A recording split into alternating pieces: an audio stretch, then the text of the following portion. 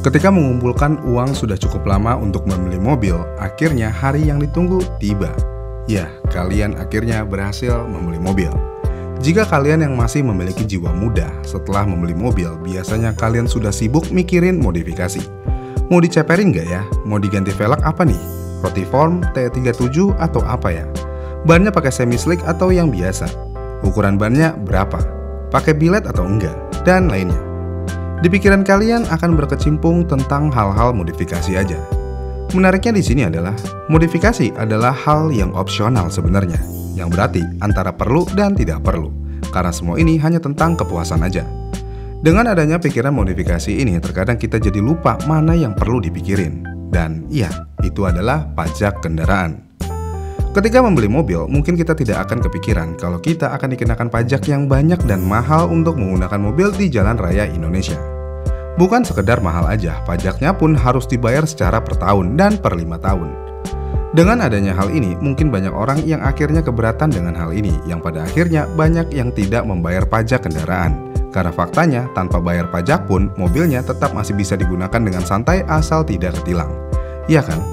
Namun petugas pajak tidak kehilangan akal agar orang-orang membayar pajaknya.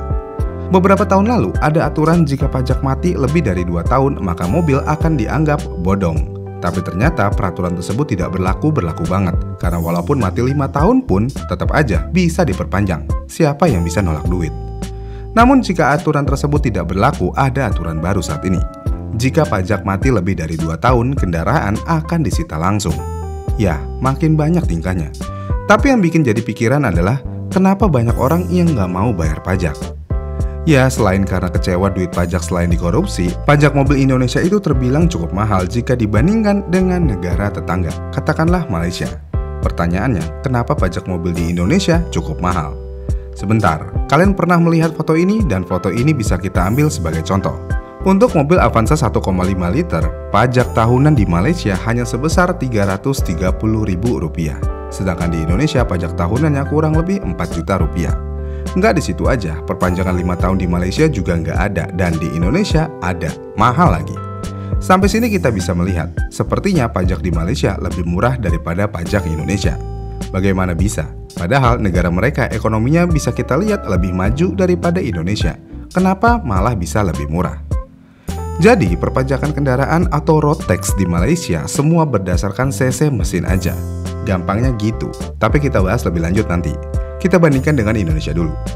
Perpajakan Indonesia dinilai dari banyak aspek, mulai dari cc mesin, PPN, PPNBM, PKB nilai jual kendaraan, progresif, dan lainnya.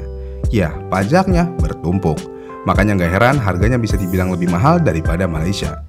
Namun kalau saya pribadi, sebenarnya ya nggak keberatan banget untuk membayar pajak karena semuanya sesuai dengan apa yang kita keluarkan. Kecuali di bagian pajak yang kita bayarkan dari nilai PKB berdasarkan nilai jual kendaraan. Ini yang cukup absurd dan aneh.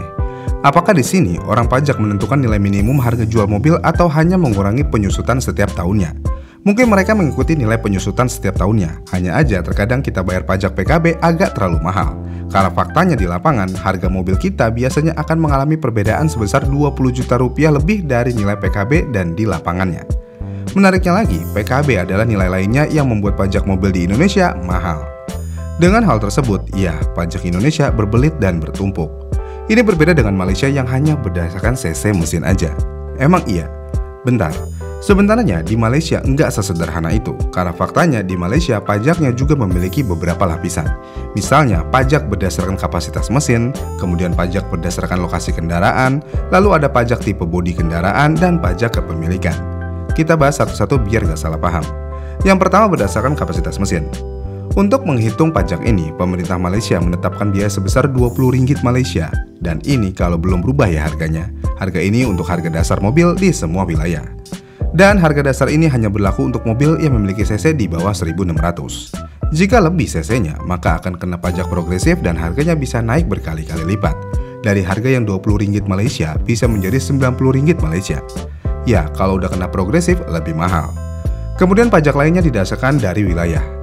Jika kalian membeli di kota besar Malaysia seperti Kuala Lumpur, tentu aja pajaknya akan lebih mahal jika dibandingkan Malaysia Timur. Menariknya di Malaysia gini nih. Semakin kaya orangnya, semakin maju wilayahnya, maka pajak yang diambil akan lebih banyak. Dan hal ini dilakukan untuk melakukan subsidi kepada wilayah yang kurang maju. Kita ambil contoh Malaysia Timur. Dengan adanya peraturan seperti itu, di Malaysia Timur mereka hanya akan membayar pajak 50% lebih murah daripada pusat kota. Ya, semakin ke timur maka akan semakin murah pajaknya kalau di Malaysia. Tapi kalau di Indonesia, semakin ke timur semakin mahal. Iya kan? Kemudian selain pajak wilayah dan kapasitas mesin, di Malaysia juga ada pajak dari bodi kendaraan.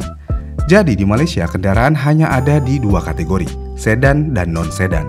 Jadi mau itu hatchback, wagon, convertible dan lainnya itu masuknya sedan. Sedangkan untuk MPV, SUV, pickup dan lainnya akan masuk non-sedan. Untuk kategori sedan, pajaknya akan dikenakan biaya normal. Sedangkan untuk biaya pajak non-sedan akan lebih mahal di atas sedan. Ya, sebenarnya pajak Malaysia banyak juga lapisannya. Tapi jika kita hitung-hitung lebih lanjut lagi, pajak Malaysia masih tetap bisa lebih murah daripada Indonesia. Tapi bagaimana mungkin hal ini bisa terjadi? Tentu aja ini balik lagi ke peraturan yang ada.